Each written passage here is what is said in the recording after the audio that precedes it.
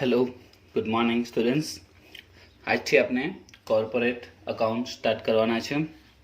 Corporate account જેને કહેવાય છે ઉચ્ચતર નામા પદ્ધતિ 2 અને કંપનીલક્ષી હિસાબી પદ્ધતિ.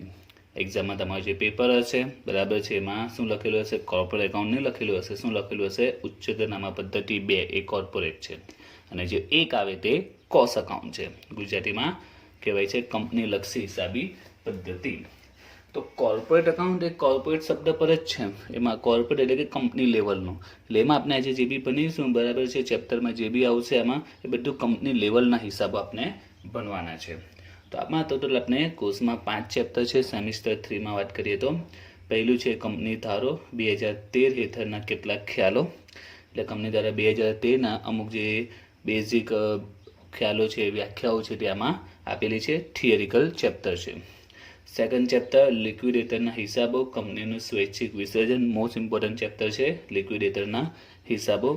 થર્ડ છે શેર દલાલના હિસાબો, આ પણ થિયરી છે. અને ચોથું ને પાંચમું છે સંયોજનના હિસાબો અને સમાવેશના હિસાબો. ટોટલ 5 ચેપ્ટર છે. એમાં ફર્સ્ટ ચેપ્ટર એ થિયરી છે, સેકન્ડ ચેપ્ટર પ્રેક્ટિકલ દાખલાઓ છે, થર્ડ ચેપ્ટર થિયરી છે એન્ડ 4 and 5 બંને પ્રેક્ટિકલ છે. બંનેમાં આપણે દાખલાની પ્રેક્ટિસ કરીશું. તો આજે આપણે સ્ટાર્ટ કરવાના છે કોર્પોરેટ એકાઉન્ટમાં ચેપ્ટર નંબર 2 લિક્વિડેટરના હિસાબો, કંપનીનું સ્વૈચ્છિક વિસર્જન. રાઈટ, તો સ્ટાર્ટ કરીએ આજે આપણું ચેપ્ટર લિક્વિડેટરના હિસાબો. તો સૌથી પહેલાં તો વિદ્યાર્થીઓ આપણે સમજવાનું છે કે લિક્વિડેટર એ શું છે અને એના કયા હિસાબો આપણે લખવા પડશે. તમે કાઉન્સમાં બીજું લખેલું હતું કે કંપનીનું સ્વૈચ્છિક વિસર્જન. કંપનીનું સ્વૈચ્છિક વિસર્જન. તો વિસર્જન આપણે ભાગીદારી પેઢીનું વિસર્જન વિશે 12મા ધોરણમાં આવેલું હતું. અહીંયા કંપનીનું વિસર્જન છે. જેવી રીતે ભાગીદારી પેઢી કે કોઈ એકાંકી વ્યક્તિ બિઝનેસ સ્ટાર્ટ કરે એ બંધ થઈ શકે છે, એ જ રીતે કોઈ કંપની શરૂઆત થઈ તેનું વિસર્જન એટલે કંપની બંધ પણ થઈ શકે છે. પરંતુ કંપની બંધ થાય એટલે કઈ રીતે બંધ કરવી? ઉદાહરણ તરીકે મારી એક ઓફિસ છે, મારી એક નાની ફેક્ટરી ચાલે છે, હું એકલો બિઝનેસ કરું છું બરાબર છે. XYZ નામની મારી ફેક્ટરી છે, એક નાની શોપ છે બરાબર છે. મેન્યુફેક્ચરિંગ કોઈ શોપ છે, મેન્યુફેક્ચરિંગ કરીએ છીએ, કોઈ ફેક્ટરી છે કે શોપ, એવું કોઈ પણ પ્રકારનો બિઝનેસ કરું છું. માની લો કે મારે ધંધો બંધ કરવો છે કોઈ પણ કારણસર, તો હું શું કરીશ? અને અહીંયા તારું મારીને ઘરે આવીને બેસી જવીશ? ના. ધંધો બંધ કરવો એટલે શું કરવાનું કે આવતીકાલથી દુકાને નહીં જવાનું, આવતીકાલથી ફેક્ટરીએ નહીં જવાનું એટલે ધંધો બંધ કર્યો? આ રીતે નહીં. ધંધો બંધ કરો એટલે શું કરવું પડશે? મારે જોવું પડશે કે મારી પાસે કેટલી મિલકતો છે મારી ફેક્ટરી કે દુકાનમાં અને મારા કેટલા દેવા છે. તો હું બધી મિલકતો શું કરીશ? વેચી દેવીશ અને એમાંથી દેવા ચૂકવી દેવીશ. અને છેલ્લે જે પણ વધે બરાબર એ હું ઘરે લઈને ચાલ્યો જવીશ બરાબર છે.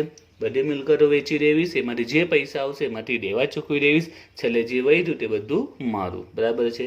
તો આ કોની વાત કરી? જ્યારે કોઈ વ્યક્તિ એકલો બિઝનેસ કરતો હોય બરાબર છે. તો એ જ રીતે પાર્ટનરશિપમાં બિઝનેસ કરતો એમાં પણ આ જ નિયમ, એ જ પ્રમાણે કંપનીમાં પણ આ જ નિયમ લાગુ પડે છે. હવે માની લો કે આ પેઢી કંઈક દુકાન છે કે નાની ફેક્ટરી મારી પોતાની છે, તો બધું કામકાજ શું કોણ કરશે? હું પોતે કરીશ. જો ભાગીદારી પેઢીનું આપણે આ રીતે ભાગીદારી પેઢી જો બંધ થાય તો એ બધું કામકાજ કોણ કરે? ભાગીદાર કરે. એ જ પ્રમાણે જો કંપની બંધ થાય બરાબર, તો એની પણ બેઝિક નિયમ તો આ જ છે કે એની પણ મિલકતો વેચી દેવાની, દેવા ચૂકી દેવાના. પણ આ બધું કામ કરે કોણ? કંપનીના માલિકો કોણ? તો કંપનીના માલિક તો શેર હોલ્ડર છે. શેર હોલ્ડર બધું કામ કરવા થોડી આવે. એટલે માટે કાયદા દ્વારા એક વ્યક્તિની, એક અધિકારીની નિમણૂક થાય છે. એક અધિકારીની નિમણૂક કરવામાં આવે છે, જેનું કામ શું છે? તેનું કામ છે કે કંપનીની બધી મિલકતો વેચો અને એમાંથી જે પણ દેવા છે બધા દેવા ચૂકવી દેવો અને જે વધે એ કંપનીના માલિક એટલે કોને આપી દેશે? શેર હોલ્ડરોને. ખ્યાલ આવી ગયો? તો આ જે વ્યક્તિની નિમણૂક કરવામાં આવે છે, જે આ બધા કામો કરે છે, એ વ્યક્તિને, એ અધિકારીને કહેવાય છે લિક્વિડેટર. ખ્યાલ આવ્યો? લિક્વિડેટર કોણ છે? લિક્વિડેટર એક વ્યક્તિ છે, એક અધિકારી છે, જેને કાયદેસર જે નિમણૂક કરવામાં આવે છે, બરાબર છે. એનું કામ શું છે? બધી મિલકતો વેચશે, એમાંથી બધા દેવા ચૂકવી દેશે અને જે પૈસા વધે કોને આપી દેશે? શેર હોલ્ડરને. જો એક વ્યક્તિ સામાન્ય હું એકલો પોતે જો બિઝનેસ કરતો હું તો મારી ફેક્ટરી બંધ કરી દઉં કે મારી દુકાન બંધ કરી દઉં, મિલકતો વેચવાનું કામ હું પોતે કરીશ, દેવા ચૂકવવાનું કામ હું પોતે કરીશ ને બાકીના પૈસા હું પોતે લઈ લઈશ, હું માલિક છું. ભાગીદારી પેઢીમાં ભાગીદારો મિલકત વેચશે, દેવા ચૂકવશે અને બાકીના પૈસા ભાગીદારો પોતે લઈ લેશે. તો કહેવાનું શું? બંનેને એક ચોક્કસ માલિક છે, એ માલિક કામ કરશે, પણ તો કંપનીના માલિક તો શેર હોલ્ડર. શેર હોલ્ડર તો હજારો લાખોની સંખ્યામાં હોય, એટલે શેર હોલ્ડર કામ કઈ રીતે કરી શકે બધા હજારો લાખો ભેગા મળીને? એટલા માટે કાયદામાં રૂલ્સ બનાવ્યો છે કે કોઈ અધિકારીની નિમણૂક કરવામાં આવે છે, જેને કહેવાય છે લિક્વિડેટર. જે કંપની બંધ થાય તેની બધી મિલકતો વેચશે અને દેવા ચૂકવી દેશે અને જે પૈસા વધશે બધા શેર હોલ્ડરને આપી દેશે. Equity share holder, preference share હોલ્ડરને બધાને પૈસા આપ ચૂકતે કરી દેશે. ખ્યાલ આવી ગયો કે લિક્વિડેટર શું છે તે? તો આના માટે લિક્વિડેટર હિસાબો લખે છે, એ હિસાબો આપણે ભણવાના છે, રાઈટ? તો એના માટે લિક્વિડેટર એક પત્રક બનાવે છે, જેને કહેવાય છે લિક્વિડેટરની આવક જાવક દર્શાવતું પત્રક. તો એના હિસાબો સિમ્પલ જ છે, એક સિમ્પલ એક પત્રક બનાવી રહી છે, કારણ કે આમાં એનું કામ શું છે? સિમ્પલ કામ છે, મિલકતો વેચો અને દેવા ચૂકવો. જો સામાન્ય વાત કરીએ તો મિલકતો વેચો, દેવા ચૂકવો, એટલે એના માટે એક પત્રક બનાવે છે, આવક જાવક દર્શાવતું પત્રક. મિલકતો વેચીએ તો એ શું કહેવાશે? આવક કહેવાશે, તે આવક બાજુ લખશે અને દેવા ચૂકવીએ તો એ જાવક બાજુ લખાશે, બરાબર છે. હવે આપણે સરળતા માટે સમજવા માટે એક એક્ઝામ્પલ લઈ લઈએ કે આવક જાવકનું પત્રક કેવું આવી શકે છે, કઈ રીતે બનાવી શકાય છે. ઉદાહરણ તરીકે આપણે એક એક્ઝામ્પલ લઈએ. માની લો કે આ XYZ લિમિટેડનું પાકું સરવૈયું આપેલું છે. તો એના અલગ અલગ દેવાઓ છે: ઇક્વિટી, પ્રેફરન્સ, સામાન્ય અનામત, નફા નુકસાન, ડિબેન્ચર, કર્મચારીનો પગાર બાકી, કામદારની મજૂરી બાકી, સરકારી કરવેરા બાકી, BOD છે, HDFCની બેંક લોન છે જેમાં ફર્નિચર ગીરવે મૂકેલું છે, લેન્ડારો છે, PF છે અને સામે અલગ અલગ મિલકતો આપેલી છે. હવે માની લો કે આ કંપનીનું વિસર્જન કરવાનું છે, બરાબર છે, અને આના માટે કાયદા દ્વારા એક લિક્વિડેટરની નિમણૂક થઈ છે, બરાબર છે. તો લિક્વિડેટર શું કરશે? આ પ્રકારે એક આવક જાવક દર્શાવતું પત્રક બનાવી દેશે. હવે અહીંયા એ પત્રક કઈ રીતે બનાવશે આવક જાવક દર્શાવતું? તો પ્રેક્ટિકલ વિચાર, લિક્વિડેટર શું કરશે આ કંપનીનો હિસાબ ચૂકતે કરવા માટે? તો લિક્વિડેટર શું કામ કરે? બધી મિલકતો વેચી દેશે અને એમાંથી જે દેવા હશે દેવા ચૂકવી દેશે. તો તમે જો અહીંયા અલગ અલગ મિલકતો છે, જમીન છે, મકાન છે, ફર્નિચર, સ્ટોક, દેવાદારો અને રોકડ બેંક છે. તો જો કેટલી મિલકતો, તો એ શું કરશે? લિક્વિડેટર આ બધી મિલકતોને વેચી દેશે, બરાબર. તો જેની પાસે પૈસા લેવાનું તો દઈ લેશે. તો જમીન, મકાન, ફર્નિચર, સ્ટોક, દેવા બધું વેચી નાખશે. રોકડ બેંક તો પોતાની પાસે રાખશે મીન્સ એટલે કે દેવા ચૂકવવા માટે. તો એની આવકની વાત કરીએ તો પહેલી એક આવકમાં શું છે? એની પાસે રોકડ બેંક શિલ્લક છે. કેટલી છે? ટોટલ 90,000 છે. રોકડ બેંક 90,000. તો પહેલા આપણે આવકની વાત કરીએ, કારણ કે દેવા ચૂકવવા માટે પૈસા આવે પછી તો દેવા ચૂકવાશે, રાઈટ? એટલે પહેલા આપણે આવકની વાત કરીએ તો આવકમાં એક રોકડ બેંકની આવક આવે, એટલે મીન રોકડ બેંક તો ઓલરેડી હોય જ, એટલે એના પૈસા છે 90,000. ત્યાર પછી મિલકતો વેચીએ તો જમીન, મકાન, ફર્નિચર, સ્ટોક, દેવાદારો એ બધી મિલકતો ધારો કે વેચી નાખે છે. મિલકતોની ઉપજ જમીન, મકાન, ફર્નિચર, સ્ટોક, દેવાદારો. માની લો કે આ બધી મિલકતો વેચતા જેના જે તે રકમ આવી હશે તે, બરાબર, જેના પર જે પૈસા મળેલા હશે તે.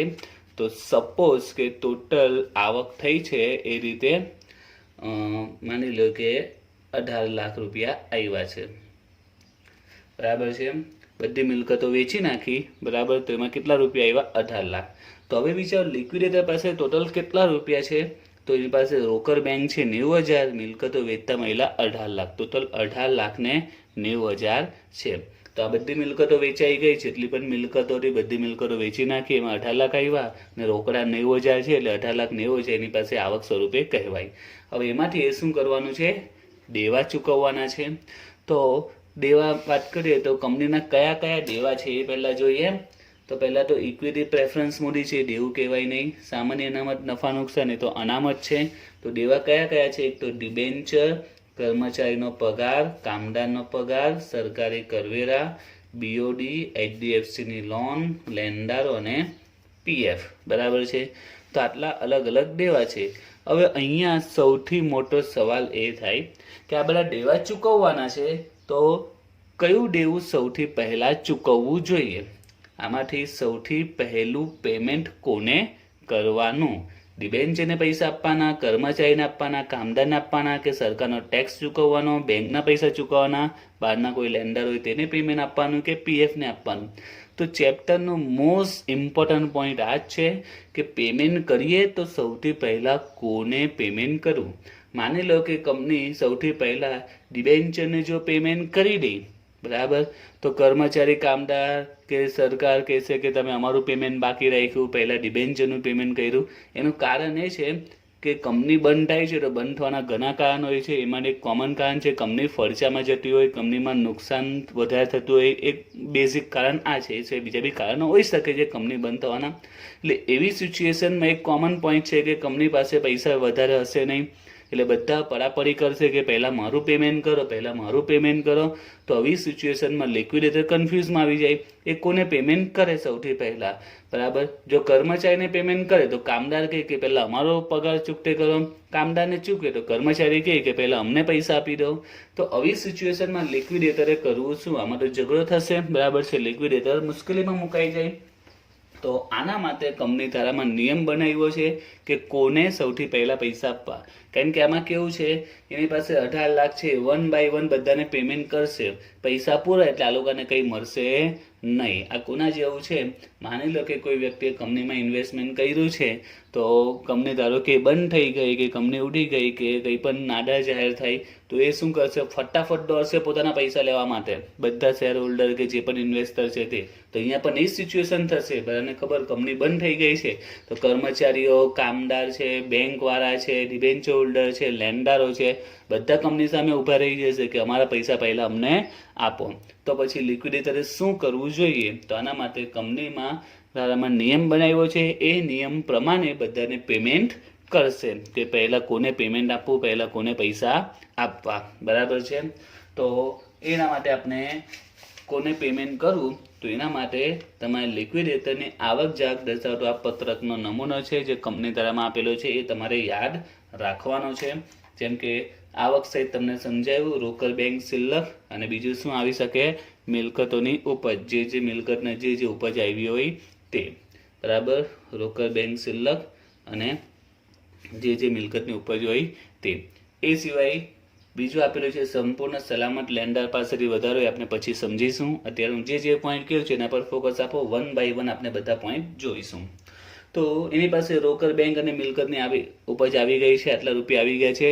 હવે જાવકમાં સૌથી પહેલું પેમેન્ટ કોને કરવાનું તે? તો સૌથી પહેલું પેમેન્ટ થશે સંપૂર્ણ સલામત લેણદારોને. સૌથી પહેલાં કોને પૈસા ચૂકવવાના? સંપૂર્ણ સલામત લેણદારોને. એટલે કે એવા લેણદારો જે સેફ છે, બરાબર છે, જેને કોઈ ટેન્શન નથી, એને પૂરેપૂરા એના પૈસા મળી જ જશે, એવા લેણદારને કેવા લેણદાર કહેવાય છે? સંપૂર્ણ સલામત લેણદારો. કંપની બંધ થાય તો પણ એ લોકોને ટેન્શન નથી, પોતાના પૈસા તો એને મળી જ જશે, એવા લેણદારોને કેવા લેણદાર કહેવાય? સંપૂર્ણ સલામત લેણદારો. હવે આપણે જે ઉદાહરણ લીધું છે આમાં ચાલો આપણે વિચારીએ કે સંપૂર્ણ સલામત કયા છે. બરાબર છે. તો હું બધું સમજાવીશ 1 by 1 કે સંપૂર્ણ સલામત આમાંથી કોણ સંપૂર્ણ સલામત છે. ત્યાર પછી બીજું જોઈએ, એ પછી એક એક ટોપિક નામને 1 by 1 સમજવાના છે. અત્યારે બધાને એક સાથે જોઈ લઈએ કે સૌથી પહેલાં કોને પેમેન્ટ કરશે? સંપૂર્ણ સલામત લેણદારોને. ત્યાર પછી બીજું પેમેન્ટ કોને કરશે? વિસર્જન ખર્ચ. એટલે આ બે પ્રોસિજર થશે, વિસર્જન ખર્ચ થશે એનો ખર્ચો, અને લિક્વિડેટરનું મહેનતાનું. લિક્વિડેટર જે આ કામ કરે છે ફ્રીમાં નથી કરતો, એના માટે એને અમુક ફી મળતી હોય છે, અમુક ટકા રકમ મળતી હોય છે, જે પણ એ આમાંથી આવકમાંથી લેવાની હોય છે. એટલે બીજું સ્ટેપ કોને છે? વિસર્જન ખર્ચ ચૂકવવાનો, અને પોતાની જે ફી નક્કી થઈ હોય, પોતાનું જે મેન્ટેનનું નક્કી થયું હોય તે આવશે. ત્રીજો નંબર પર કોને પેમેન્ટ કરવાનું છે? પ્રેફરન્શિયલ લેન્ડારો અથવા એનું બીજું નામ છે પસંદગીના લેન્ડારો. તો આ પ્રેફરન્શિયલ કે પસંદગીના લેન્ડારો શું છે એ પણ હું આજે સમજાવીશ. બરાબર છે. તો ત્રીજું પેમેન્ટ કોને કરવાનું છે? પસંદગીના લેન્ડારો. ચોથા નંબર પર આવે છે ડિબેન્ચર હોલ્ડરો. તેમાં સૌથી પહેલા પેમેન્ટ થશે ડિબેન્ચરને. જો એમનું કંઈ વ્યાજ બાકી હોય તે બાકી વ્યાજ આપી દઈશું અને ચૂકવણી તારીખ સુધીનું જે વધારાનું વ્યાજ થતું હોય તે પણ વ્યાજ આપી દેવાનું. ત્યાર પછી 5મા નંબર પર છે બિન સલામત લેન્ડારો. એવા લેન્ડારો કે જે સેફ નથી, એ લોકોના પૈસા ડૂબી શકે છે, એવા લેન્ડારો અહીંયા આવશે. એવા લેન્ડારો બી કયા છે એ હું અત્યારે સમજાવીશ.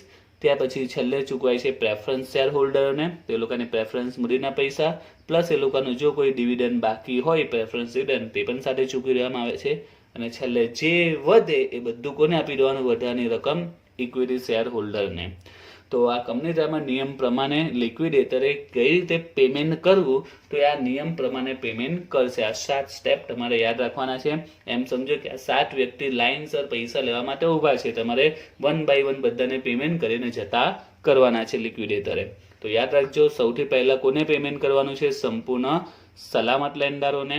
બીજા નંબર પર કોણ આવે છે? વિસર્જન ખર્ચ અને તેનું મહેનતાનું. ત્રીજા પર પ્રેફરન્શિયલ કે પસંદગીના લેન્ડારો. ચોથા નંબર પર આવે છે ડિબેન્ચરો પ્લસ એમનું જે વ્યાજ બાકી હોય તે. 5મા નંબર પર બિન સલામત લેન્ડારો. છઠ્ઠા પર પ્રેફરન્સ હોલ્ડર, એ લોકોને પ્રેફરન્સ મૂડી પ્લસ જે ડિવિડન્ડ બાકી હોય તે. અને છેલ્લે જે વધે એ બધું કોને મળે? ઇક્વિટી શેર હોલ્ડરને. હવે આમાં તમારે જે અમુક પોઈન્ટ સમજવાના છે. એ પોઈન્ટ નંબર 1 કે આ સંપૂર્ણ સલામત લેન્ડાર કોને કહેવાય. પોઈન્ટ નંબર 3 આ પસંદગી કે પ્રેફરન્શિયલ લેન્ડાર કોને કહેવાય. અને પોઈન્ટ નંબર 5 બિન સલામત લેન્ડાર કોને કહેવાય. બરાબર છે. તો આ 3 પોઈન્ટ આજે આપણે સમજવાના છે. જો યાદ રાખજો વિદ્યાર્થીઓ, તમને જો આવક જાવકના પત્રકમાં, બરાબર છે, આવકમાં અને જાવકમાં કઈ વિગતો આવે છે, જો એ કન્સેપ્ટ તમારો ક્લિયર થઈ જાય તો સમજી લો કે તમારું અડધું ચેપ્ટર તમને આવડી ગયું. કારણ કે આ બેઝિક કન્સેપ્ટ ક્લિયર હોવો જરૂરી છે.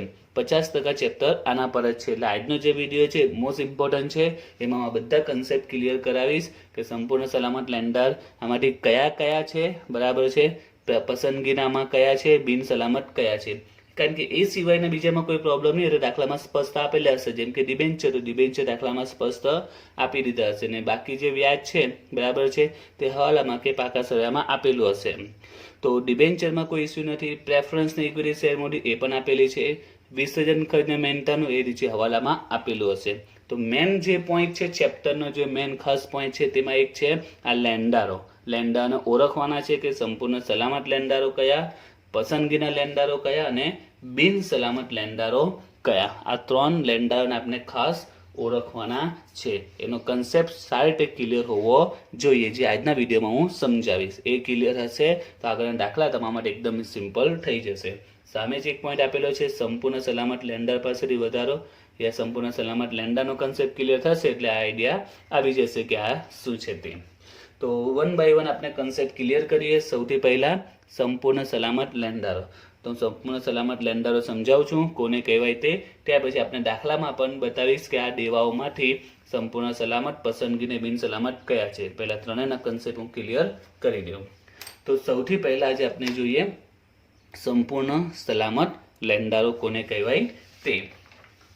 તો સંપૂર્ણ સલામત લેન્ડારોમાં 2 પ્રકારના લેન્ડારોનો સમાવેશ થાય છે. સંપૂર્ણ સલામત લેન્ડારમાં કયા લેન્ડારો સમાવેશ થાય?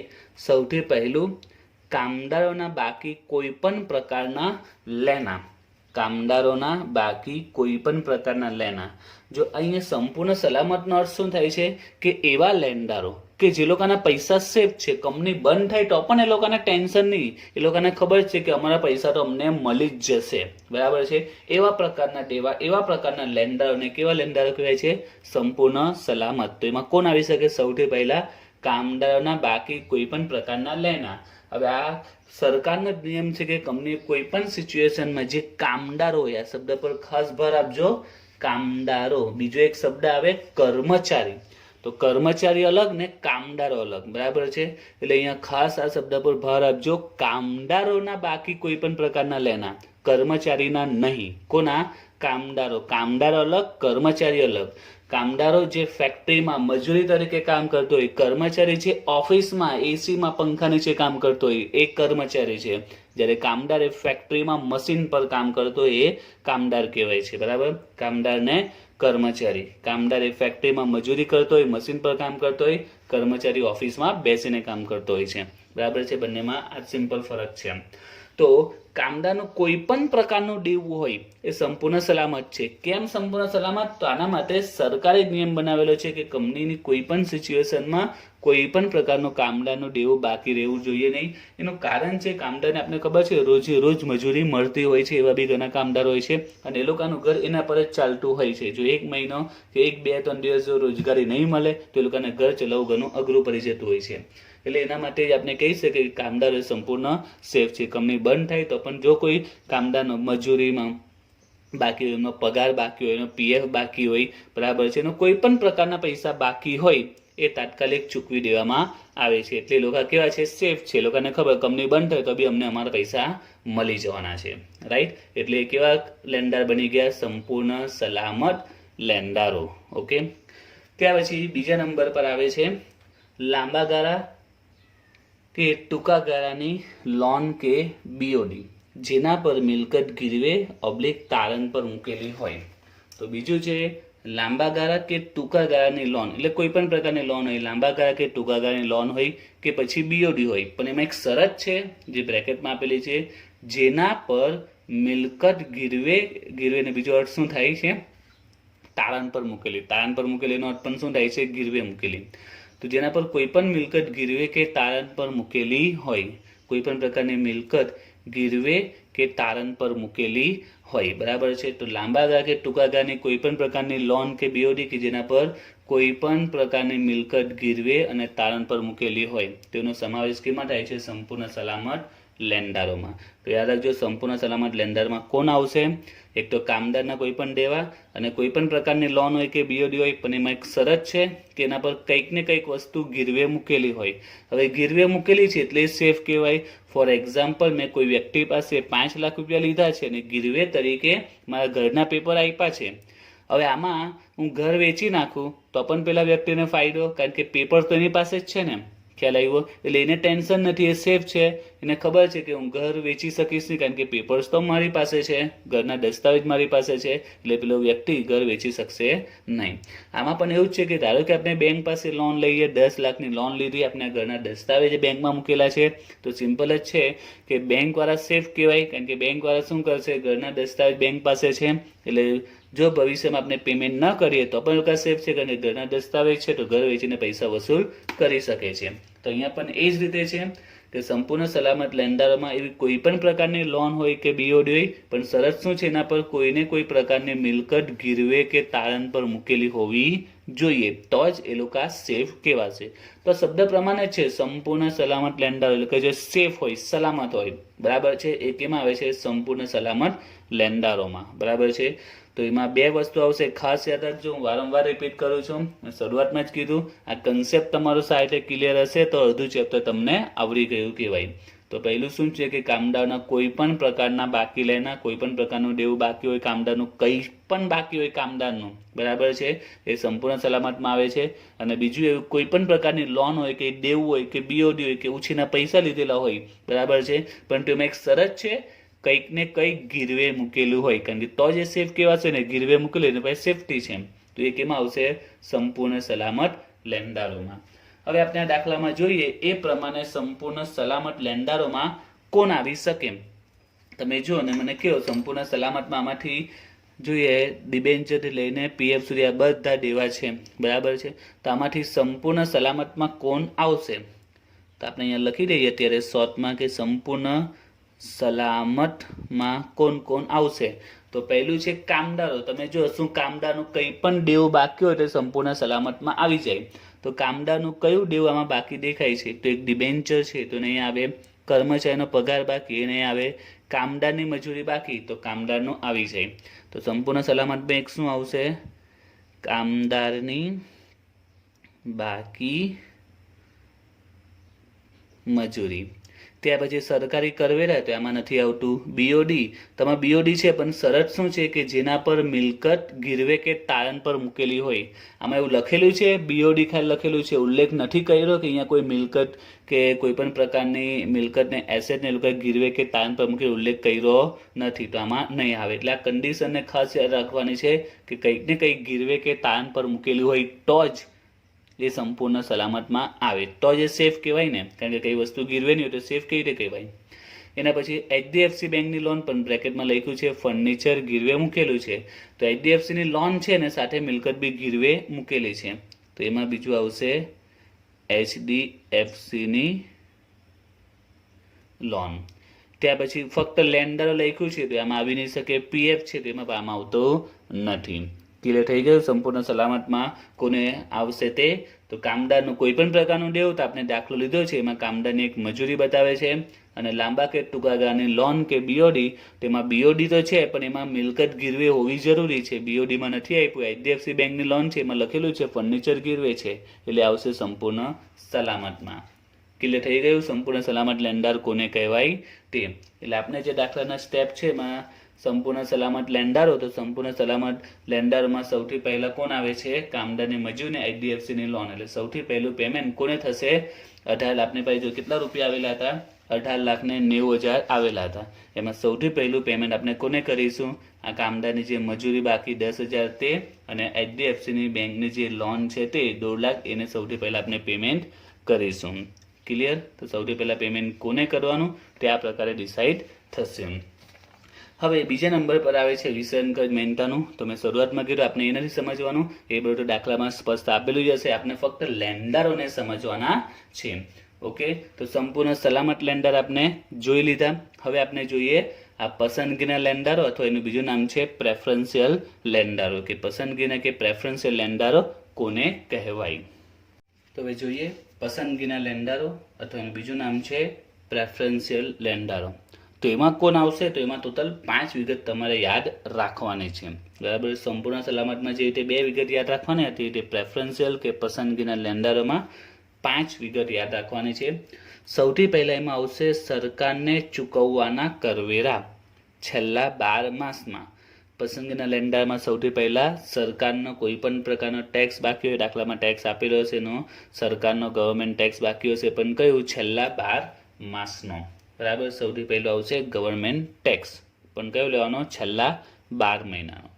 બીજું આવશે એમાં કર્મચારીનો પગાર. કર્મચારીનો પગાર, એમાં એક નિયમ છે, 4 માસ અથવા ખરેખર અથવા 20,000 પૈકી જે ઓછા હોય તે. આ શું છે એ આપણે પછી જોઈશું.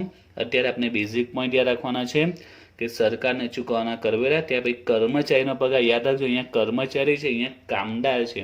હવે આમાં શું કે કામદારનું કોઈ પણ પ્રકારનું દેવું હોય, એનો પગાર બાકી હોય, એનો પીએફ બાકી હોય, એની મજૂરી બાકી હોય, કામદારનું કંઈ પણ બાકી હોય, એ બધું સંપૂર્ણ સલામતમાં આવી જાય. જ્યારે આમાં શું આવે છે, કર્મચારીનો ફક્ત પગાર, બીજું નથી આપ્યું, કર્મચારીનો પગાર. એમાં નિયમ છે, એ પછી સમજાવીશ, પછી આપણે જોઈશું કે આને કઈ રીતે સોલ્વ કરવાનો તે, અને કઈ રીતે ઉપયોગ કરવાનો. ત્રીજું છે છૂટા થતા કર્મચારીનો રજાનો પગાર. કર્મચારી જે છૂટા થાય છે એમના રજાનો પગાર.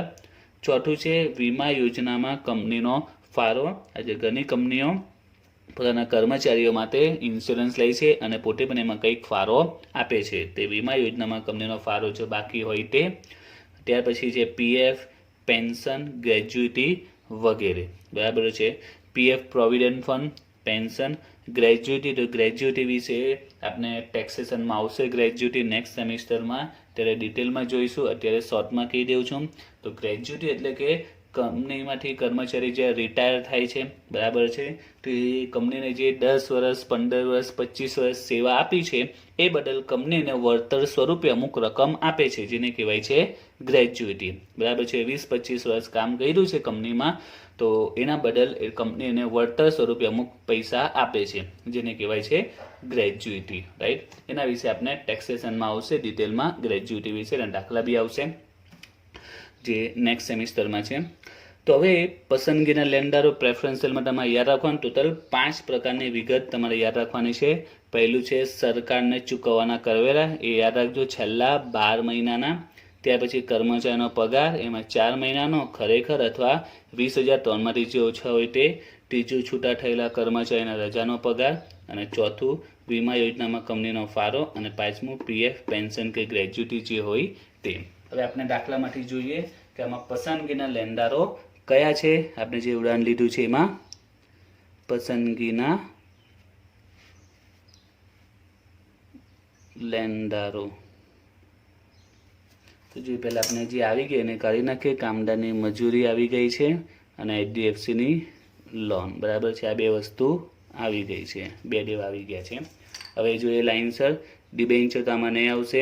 કર્મચારીનો પગાર બાકી, તો કર્મચારીનો પગાર તો અહીંયા આગળ આવશે કર્મચારીનો પગાર. એ કેમાં જાય? પસંદગીમાં. પસંદગીમાં બીજો જ પોઈન્ટ છે કર્મચારીનો પગાર, તો કર્મચારીનો પગાર એ કેમાં જશે? પસંદગીમાં. ત્યાં બે કામદાર તો અહીંયા આવી ગયું. સરકારી કરવેરા ચૂકવવાના બાકી, તો સરકારના ચૂકવવાના કરવેરા એવી પસંદગીમાં.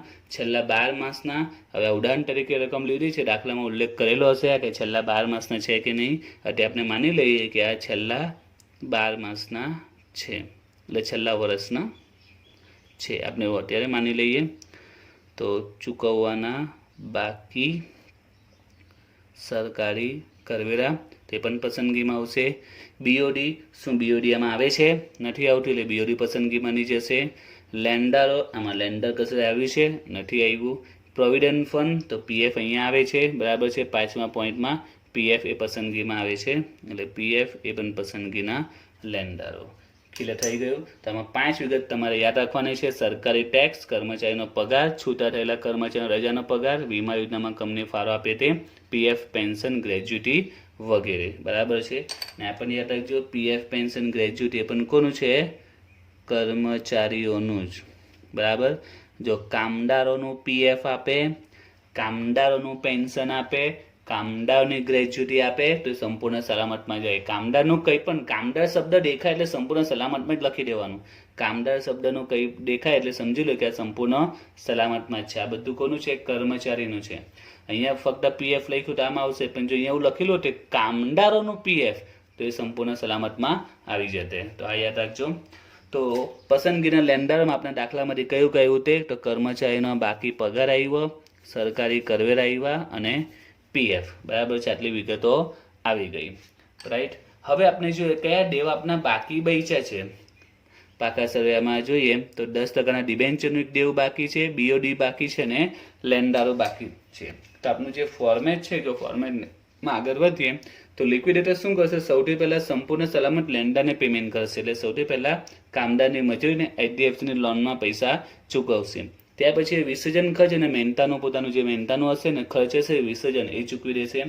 એના પછી કોને પેમેન્ટ કરશે? પસંદગીના લેણદારો. તો આપણે જોયું પસંદગીના લેણદારોમાં કર્મચારીનો પગાર છે, કરવેરા અને પીએફ, તો 3નું પેમેન્ટ એ કરી દેશે. એના પછી ચોથો નંબર છે ડિબેન્ચર હોલ્ડરનો, એટલે કે આ ડિબેન્ચર છે એનું પેમેન્ટ થઈ જશે, એટલે ડિબેન્ચર પણ આવી ગયા. એના પછી બિન સલામત લેણદાર. હવે બિન સલામત લેણદાર મારે સમજાવવાની જરૂર નથી, બરાબર. તમે જો 1 બાય 1 બધાને પેમેન્ટ કર્યું, સંપૂર્ણ સલામત લેણદારોને વિસર્જન ખર્ચ મહેનતાનું ચૂકવ્યું, પસંદગીના લેણદારો, ડિબેન્ચર. હવે જો કોઈ દેવા જે પણ બાકી બચે એ બધા દેવા કયા કહેવાય? બિન સલામત.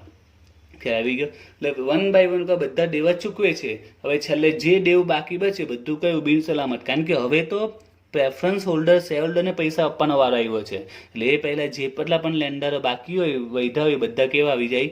બિન સલામત. આમ આપણે જોઈએ હવે કયા દેવા બાકી બચ્યા છે, તો એક બીઓડી બાકી બચી ને એક લેન્ડર બાકી બચ્યા. તો આ બંને કયા બની જશે?